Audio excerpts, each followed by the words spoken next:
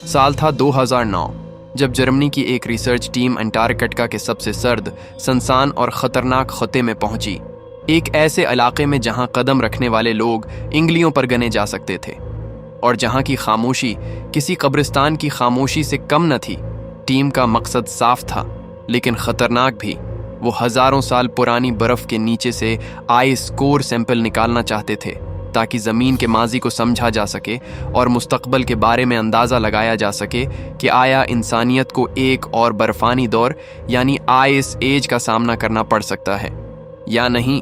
ये अफराद पर मुश्तमिल टीम थी जिसमें साइंसदान, इंजीनियर और माविन स्टाफ शामिल थे। उन्होंने मनफी 40 डिग्री की शदीद सर्दी में 20 कैंप बनाया, इंसुलेटेड टेंट लगाए, डर्लिंग मशीनें तैयार की और काम पूरे एतमाद और जोश व जज्बे से शुरू कर दिया। शुरू में सब कुछ बिल्कुल प्लान के मुताबिक चल रहा था। खाने पीने का राशन अलग अलग करके संभाल लिया गया, वक्त पर डर्लिंग हो रही थी और टीम अपने मकसद की तरफ बढ़ रही थी। लेकिन शायद उन सबको अंदाज़ा नहीं था कि ज़मीन के नीचे जो राज छिपे थे वो सिर्फ ज़मीन के माजी के बारे में नहीं बल्कि उनके अपने मुस्तकबल के बारे में भी फैसला करने वाले थे। 5वें दिन जब वो अपनी मशीनों के जरिए सख्त बर्फ को चीर रहे थे, अचानक ज़मीन में हल्की सी कपकपाहट महसूस हुई। पहले तो सबने समझा कि ये मशीन का वाइब्रेशन है, लेकिन अगले चंद लम्हों में बर्फ की सतह पर बारीक बारीक दरारें उभरने लगें और फिर वो लम्हा आया जिसने उनकी ज़िंदगी हमेशा के लिए बदल दी।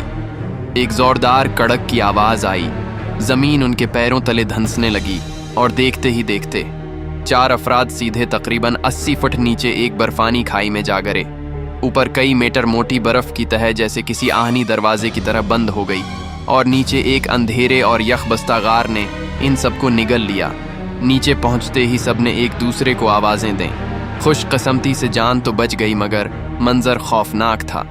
चारों तरफ मोटी बर्फ की दीवारें, न कोई रास्ता न कोई रोशनी, सिर्फ टारिज की मध्यम सी करने और एक ऐसी खामोशी जो दिल की धड़कन को भी सनवा दे। वो फौरन अपनी हालत का जायजा लेने लगे। उनके साथ कुछ सामान भी नीचे गिर गया था। एक छोटा टेंट, 3 एनर्जी बारिज, चंद बैटरियां और एक इमरजेंसी थर्मल ब्लैंकेट, यही उनका जिंदा रहने का वाहिद सहारा था। एक साथी के सर पर मामूली चोट आई थी लेकिन बाकी 3 जिस्मानी तौर पर महफूज थे। नफसियाती दबाव अलबत्ता सब पर गालिब था। उन्होंने जल्दी से गार के एक कोने में टेंट लगाकर उसे अपना आर्जी घर बना लिया।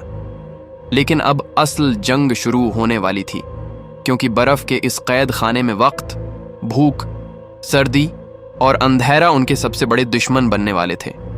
पहले 2 दिन उन्होंने खुराक को सख्ती से तकसीम किया। हर रोज आधा आधा एनर्जी बार खाया और बर्फ पिघलाकर पानी पिया, मगर जिस्म आहिस्ता आहिस्ता तवानाई खोने लगा। तीसरे दिन एक साथी की उंगलियां नीली पड़ने लगें। ये फ्रास्ट बाइट की शुरुआत थी। सर्दी इतनी शदीद थी कि उनके कपड़ों की सलाइयों में बर्फ जम गई थी। हर रात वो एक दूसरे से लपट कर सूते ताकि जिस्म की हरारत बाकी रहे। टारिज की बैटरियां तेजी से खत्म हो रही थीं और अंधेरे में वक्त का हिसाब रखना तकरीबन नामुमकिन था। फिर भी कोई हार मानने पर तैयार न था। डॉक्टर इलियास हर रात अपनी डायरी में सिर्फ एक जुमला लिखते, हम आज भी जिंदा हैं। वो सादा जुमला अंधेरे में उम्मीद का चिराग बन गया। ऊपर बचे हुए 2 साथी भी खामोश नहीं बैठे थे। उन्होंने फौरन 20 कैंप से रेडियो और सैटेलाइट के जरिए मदद मांगने की कोशिश की, मगर बर्फानी तूफान ने हर सिग्नल तोड़ दिया था। बार बार कॉल कट रही थी। आखिरकार कई घंटों की कोशिश के बाद एक SOS मैसेज मैकमर्डो स्टेशन तक पहुंचा, लेकिन मौसम की खराबी ने रेस्क्यू ऑपरेशन को रोक दिया। 5 दिन तक कोई हेलीकॉप्टर नहीं उड़ सका, मगर ऊपर मौजूद 2 साथियों ने हिम्मत न हारी और अपनी जान को खतरे में डालकर बर्फानी तूफान में एक छोटा टेंट, कुछ गर्म कपड़े और इमरजेंसी फोर्ड एक रस्सी के जरिए नीचे उतारने में कामयाब हुए। नीचे फंसे हुए लोगों ने जब 5 दिन बाद वो रस्सी छुई तो पहली बार उनके दिल में ये यकीन जागा कि वो अकेले नहीं हैं। कोई ऊपर है जो उनके लिए लड़ रहा है। ये लम्हा उनके लिए किसी मौजज़े से कम न था, मगर ये तो सिर्फ कहानी का आगाज था। असल इम्तिहान अभी बाकी था। 5 दिन गुजर चुके थे। बर्फानी गार में फंसे हुए चारों लोग अब जिस्मानी और जहनी तौर पर शदीद थकन का शिकार थे। एनर्जी बारिज ख़त्म हो रही थी और सिर्फ बर्फ पिघलाकर पानी पीने से जिस्म कमज़ोर से कमज़ोर तर होता जा रहा था। सर्दी इतनी शदीद थी कि हर सांस जैसे फीफड़ों को काटती जा रही हो। एक साथी की हालत सबसे ज्यादा खराब हो चुकी थी। इसके होंठ नीले पड़ गए थे, हाथ कांप रहे थे और होश बार बार डगमगा रहा था। बाकी तीनों ने उसे गर्म रखने की पूरी कोशिश की, अपने थर्मल ब्लैंकेट में लपेट दिया, लेकिन अंटार्कटिका की बर्फ किसी पर रहम नहीं करती। हर लम्हा वो सब मौत के ओर करीब जा रहे थे। 9वें दिन टारेज की बैटरी भी खत्म हो गई और अब गार के अंदर सिर्फ अंधेरा ही अंधेरा था। न वक्त का कोई अंदाजा, न दिन और रात की पहचान, सिर्फ दिल की धड़कनें और बर्फ की खामोशी। डॉक्टर इलियास हर दिन बर्फ की दीवार पर एक निशान बना देते, जैसे कह रहे हूं हम आज भी जिंदा हैं। लेकिन हकीकत ये थी कि उम्मीद आहिस्ता आहिस्ता दम तोड़ रही थी। ऊपर 20 कैंप में बचे हुए दोनों साथी भी कमजोर हो चुके थे। तूफान उनकी जान ले रहा था, मगर वो हिम्मत नहीं हारे। हर दिन वो रस्सियां और छोटे पीकट नीचे उतारने की कोशिश करते रहे ताकि नीचे वाले जान सकें कि ऊपर कोई उनके लिए लड़ रहा है। मगर वक्त दुश्मन बन गया था। 10वां दिन आया तो खाना मुकम्मल तौर पर खत्म हो गया।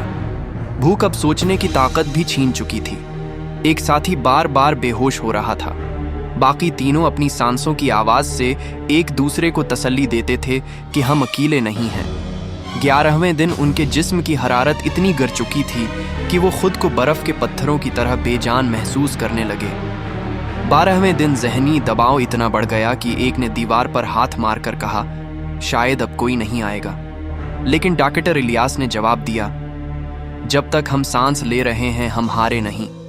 मगर यह हौसला भी ज्यादा देर न चल सका। 13वें दिन उनका एक साथी हमेशा के लिए खामोश हो गया। इसकी सांसें रक गईं और बाकी तीनों ने लरजते हाथों से इसके जिस्म को एक कोने में एहतराम के साथ रख दिया। इस लम्हे आंखों से बहते आंसू बर्फ में जम गए, लेकिन दिल में आग सलगती रही कि हम बाकियों को जिंदा निकलना है। 14वें दिन भूख और सर्दी ने बाकी तीनों को भी मौत के दहाने पर ला खड़ा किया। अब वो इतने कमजोर थे कि चीखने या मदद के लिए आवाज देने की भी ताकत नहीं बची थी। सब कुछ साकत हो गया था। लेकिन फिर 15वां दिन आया, वो दिन जो उनकी जिंदगी और मौत का फैसला करने वाला था। इस दिन अचानक तूफान की शिद्दत कम हुई। ऊपर आसमान कुछ साफ हुआ। मैकमर्डो स्टेशन ने फौरी तौर पर 2 रेस्क्यू हेलीकॉप्टर रवाना किए, जो बर्फ के समंदर में इस मकाम तक पहुंचे जहां जीपीएस ने आखिरी लोकेशन ट्रैक की थी।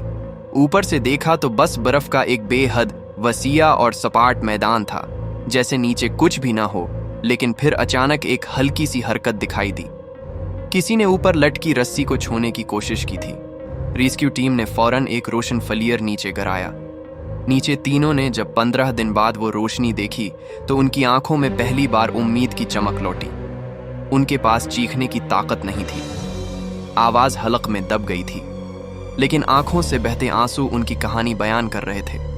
रेस्क्यू टीम ने कई घंटों की सख्त जदोजहद के बाद उन्हें बर्फानी कब्र से निकालने में कामयाबी हासिल की। जब वो बाहर आए तो उनके जिस्म ठंड से अकड़ चुके थे, सांसें मध्यम थीं, लेकिन वो जिंदा थे। हेलीकॉप्टर जब बर्फानी मैदान से ऊपर उठा तो तीनों की आंखों में एक ही सवाल था, क्या हम वाकई बच गए? ये लम्हा न सिर्फ उनकी जिंदगी का बल्कि इंसानियत के हौसले का सबसे बड़ा सबूत था। अंटार्कटिका की बर्फानी कब्र में 15 दिन तक जिंदा रहना किसी माजिज़े से कम नहीं था। इस कहानी ने साबित कर दिया कि इंसान की असल ताकत इसका जिस्म नहीं बल्कि उसका हौसला और उम्मीद है, क्योंकि जब सब कुछ खत्म हो जाए तब भी अगर दिल कहे हम आज भी जिंदा हैं तो माजिज़े हकीकत बन जाते हैं।